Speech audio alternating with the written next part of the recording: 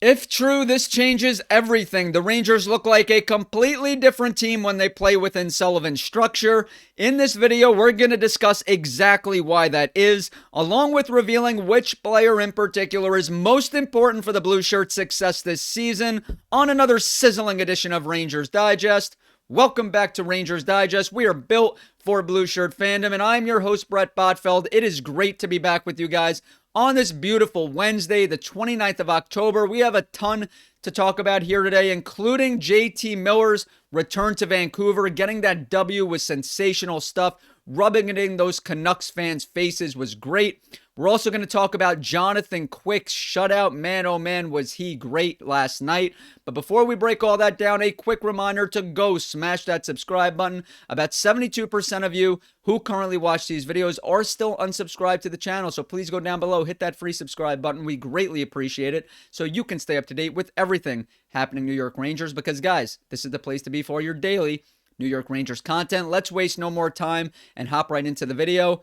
So guys, the Rangers remembered how to play defense yesterday, guys. Maybe it was wanting to win for their captain. Maybe it was playing in front of their backup goaltender. But the Rangers reverted to playing the kind of defense that made them the league's stingiest team up until last week. Guys, last week the Rangers took on the San Jose Sharks. They played the Calgary Flames. They gave up 11 combined goals to those two teams. They were just absolutely so sloppy all over the ice, and they let two of the worst teams in the entire National Hockey League just take it to them. So they got back to that Sullivan structure, and it paid off last night.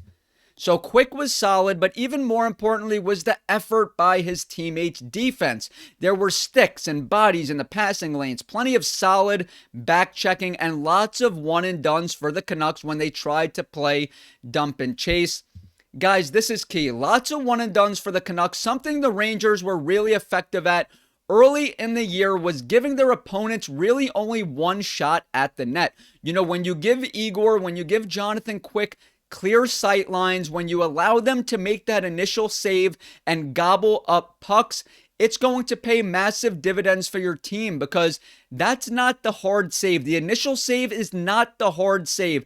The hard save is those rebounds, is those second chance opportunities. So when the Rangers play that stingy, Sullivan, structured defense, they allow their goaltenders to make those initial saves and gobble pucks. Now, speaking of defense, the Rangers blue line, that first pair of Adam Fox and Vladislav Gavrikov, that's why we brought Gavrikov to Broadway, to be paired with Adam Fox. And man, oh man, this duo has been great. Yesterday, they were all over the ice. I mean, Gavrikov is just sensational with his stick. Adam Fox in all three zones. They were the two best players on the ice. Also great to see Will Cooley and Mika Zibanejad play very well. Also, more on them later on in this video. But guys, for those of you that try to, hear it from your friends, tell you that Adam Fox isn't elite, or you listen to these professionals tell you that Adam Fox isn't one of the best defensemen in the entire National Hockey League, they are absolutely wrong. This is via Daily Faceoff. Look at Adam Fox's net rating among NHL skaters and among NHL defensemen. On the left, it is among NHL skatemen, and on the right, it is among NHL defensemen. So you can see Adam Fox with that plus 3.5 net rating. He has a higher net rating than a guy named Leon Draisaitl. We all understand who that is. We all know what he brings to the table, a future Hall of Famer. Then you look at defensemen. The only defenseman he trails is Cale Makar. So for all that Adam Fox slander and those that try to tell you he's not elite, he is absolutely 100% still elite. Let's hear what Mike Sullivan had to say about that stingy Rangers defense last night.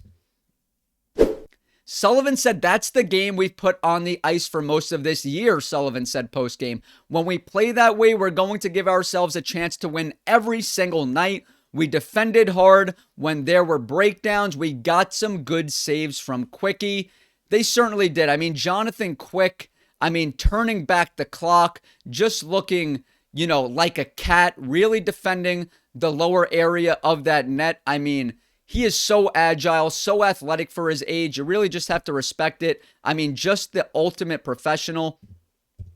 Now, Quick got the call against Vancouver after Shesterkin was lit up in the losses to San Jose and Calgary, like I spoke about earlier on, allowing 11 goals to those two teams. The 39-year-old was sharp. He got the kind of support from his teammates that they hadn't provided in the previous two games. The Canucks were rarely able to set up in the offensive zone, and when they did, Quick was up to the task. It was his 6th career shutout against Vancouver, guys. Not only his 6th career shutout against Vancouver, but his 64th shutout overall, his 64th career shutout, tying Henrik Lundqvist for 17th place on the NHL's all-time list. I mean, anytime you're in the conversation with the King, with Hank, you know you've accomplished some great things in this league, and Jonathan Quick certainly has done that. And guys, he is a huge piece of this puzzle moving forward, and here's why. You take a look at his stats so far this season. Let me make it a little bigger for you. Obviously, he's been off the charts, right? 2-1, that 1.35 goals against average, 941 save percentage, just elite stuff. But you look at 2023-24, how good he was, how good the Rangers season was, and then you look at last year, right? He wasn't reliable. That goals against average was above 3, well above 3 is 900 save percentage wasn't there. It was absent. 2023-24, it was 911, and then the next year it's under 900. So just not a good season from Quick last year. He was unreliable, only appeared in 20 games. Now, this has a major effect on Igor Shesterkin because Mike Sullivan has spoken about wanting to manage workloads, wanting to manage his best players' workloads, and, getting Shesterkin some time off his feet is going to be crucial. So if Jonathan Quick is able to play like this or something similar to this and be reliable for the Rangers like he was in 2023-24, it's going to have a trickle-down effect. It's going to impact Igor Shesterkin in a positive way. So I really hope Quick continues to play like this. Let's hear what he had to say post-game after his 64th career shutout. Very short and sweet from Quickie. He said, from start to finish, we defended well, we checked hard, competed in the neutral zone and in front of our net. I mean, the thing I love about Jonathan Quick is he is the ultimate professional. I mean, it's never about Jonathan Quick. It's always about the team.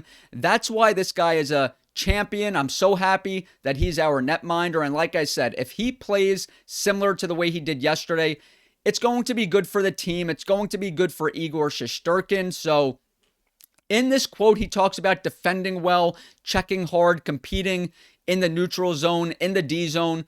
Now, one player in particular that was a monster in the D zone yesterday is going to surprise you.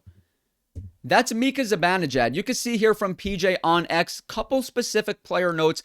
Mika Zibanejad was a monster on both ends of the ice. Cooley looked more like himself. Laba really starting to build confidence, and Quick was steady again. Guys, Mika Zibanejad, we understand he had the goal in period 1 with the give and go from Will Cooley. He went top shelf, and, it was a thing of beauty. Cooley, who said he hasn't been feeling well lately, hasn't been feeling like himself. Yesterday, he said it's the best he's felt in a while, so good to see him active in all three zones. And then you have Laba after scoring his first goal the other night.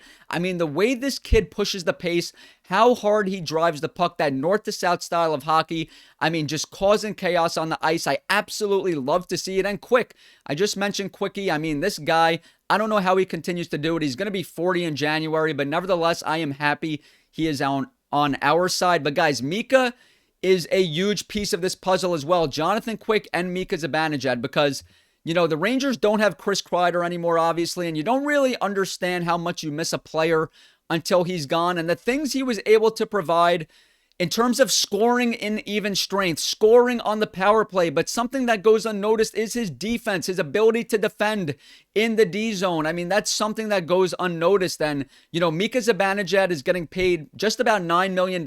He is one of the longest tenured Rangers on this team. He is a veteran.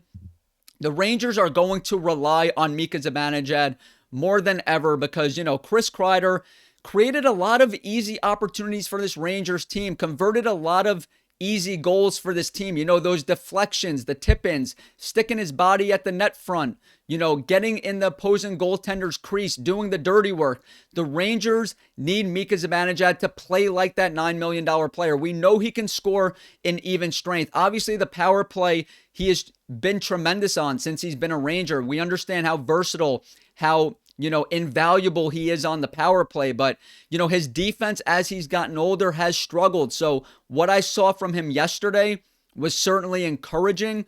Good to see that effort was there. The compete level, the will, the want to is there from Mika Zibanejad. I just hope it continues and that he continues his strong play in the D zone, because I understand he could convert on the offensive end. It's the defense. I want to continue seeing him strong in that area. But that's going to do it here today. Leave a comment down below. Give us a follow and leave us a comment on X and TikTok. It is in the description. Also, leave a comment in the comment section. What is this Rangers identity moving forward? What does this team look like when they're playing at their best? Is it the Sullivan structure, being a stingy defensive team and, you know, taking advantage of their opportunity in the O-zone when it presents itself? Leave a comment down below. I'm fascinated to hear it. Let us know how you feel. And if you haven't yet, hit that free subscribe button so you can stay up to date with everything happening New York Rangers.